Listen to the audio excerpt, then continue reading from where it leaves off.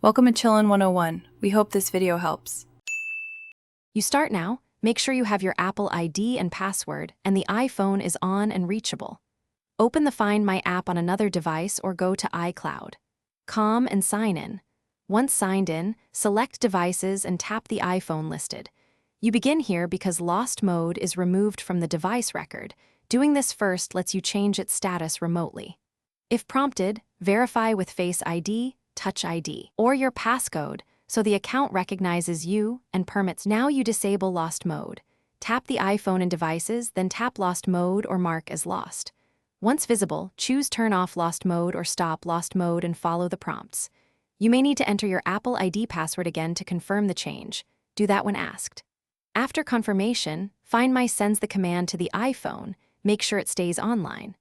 When the device receives the command, lock screen messages and Lost Mode tracking stop, and you regain full device functionality. Finish by confirming the iPhone now shows a normal status in Find My. Check the device page for no Lost Mode banner. If the phone was offline, the command queues and will apply once it reconnects. Be patient and keep it powered. If Lost Mode won't disable, sign out and back into iCloud on the managing device, restart both devices, and retry. These steps clear cached states. If problems persist, reset the device's network settings or contact Apple support while keeping your Apple ID ready. Thanks for watching. Consider subscribing if we helped you.